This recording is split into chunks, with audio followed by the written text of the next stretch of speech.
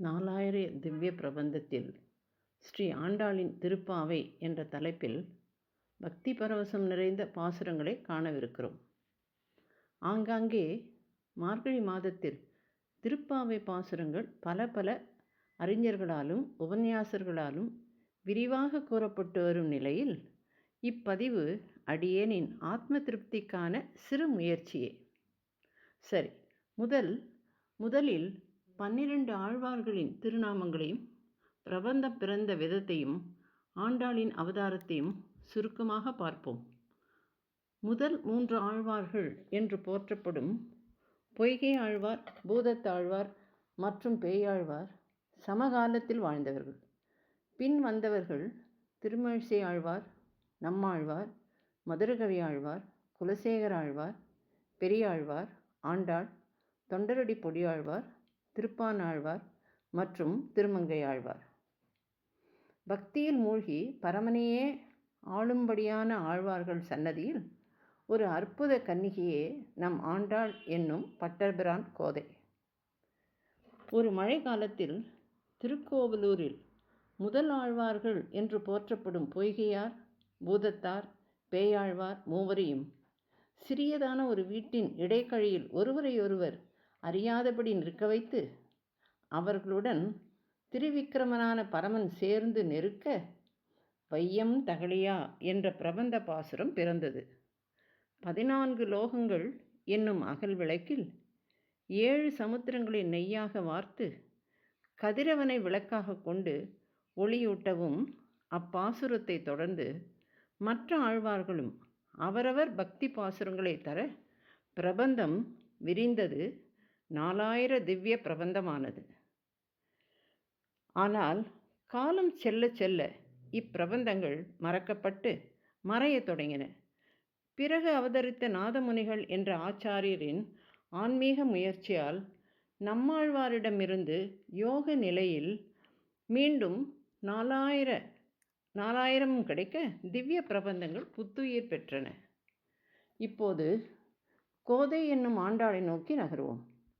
பாண்டிய நாட்டிலுள்ள ஸ்ரீவில்லிபுத்தூரில் பெரியாழ்வாரின் நந்தவனத்தில் துளசி செடிகளுக்கு இடையில் ஆடி மாதம் பூர நட்சத்திரத்தில் பூமாதேவியின் அம்சமாக ஆண்டாள் அவதரித்தாள்.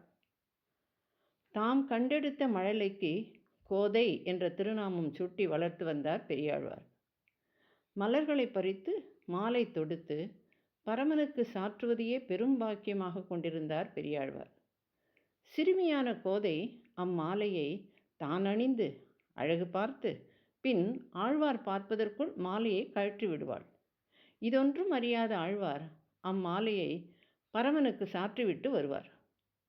ஆனால் ஒரு நாள் கோதை மாலையை தன் கழுத்தில் சாற்றிக்கொள்வதை கவனித்தவர் அச்சிறுமியை கண்டித்ததோடு வேறு ஒரு மாலையை தொடுத்து பரமனுக்கு சாற்ற அந்த பரமனோ அன்றிரவு ஆழ்வார் கனவில் தோன்றி கோதை சூடி கொடுத்த மாலையையே தான் விரும்புவதாக கூற அன்றிலிருந்து அவள் சூடி கொடுத்த நாச்சியாரானாள்.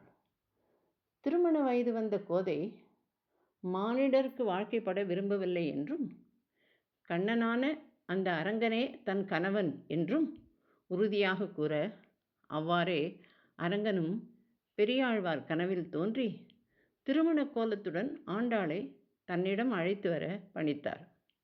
அதோடு அவ்வூர் மன்னனான வல்லபதேவன் கனவிலும் தோன்றி திருமண கோலத்தில் கோதையை அழைத்து வருமாறும் கட்டளையிட்டார். அவ்வாறே பல்லக்கு அனுப்பி வைத்தான் அரசன்.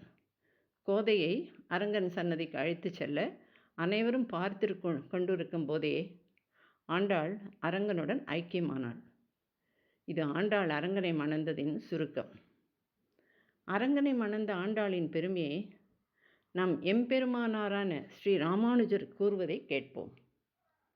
கோதை பிறந்த ஊர் கோவிந்தன் வாழும் ஊர், சோதிமண மாட தோன்றும் ஊர், நீதியால் நல்ல பக்தர் வாழும் ஊர், நான்மறைகள் ஓதும் ஊர், வில்லிபுத்தூர் வேத கோனூர், பாதகங்கள் தீர்க்கும் பரமனடி காட்டும் வேதம் அனைத்திற்கும் வித்தாகும், கோதை தமிழ் ஐந்தும் அறியாத மானிடரை வையம் சுமப்பதும் வம்பு என்றார்.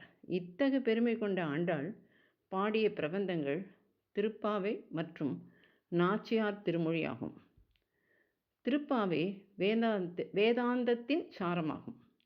30 பாசுரங்கள் கொண்ட அத்திருப்பாவையை இனி அனுபவிக்க இருக்கிறோம். மேலையார் செய்வனகள் என்று ஆச்சாரியர்கள் காண்பித்த வழியே நல்வழி என்பதை உணர்த்தும் பிரபந்தம். அறிவொன்றும் இல்லாத ஆய்குலத்தில் நமக்காக தோன்றிய கண்ணனே நாராயணன் என்பதை உணர்த்தும் பிரபந்தம். தூயோமாய் வந்து நாம் தூமலர் தூவி தொழுது வாயினால் பாடி மனதினால் சிந்தித்தால் பிழைகள் அனைத்தும் தீயினில் தூசாகும்படி அவன் அனுகிரகிப்பான் என்ற தத்துவத்தை உணர்த்தும் பிரபந்தம். இனி பிரபந்தத்தை ஒவ்வொன்றாக அடுத்த பகுதியில் அனுபவிப்போம். ஆண்டாள் எம்பெருமானார் திருவடிகளே சரணம்.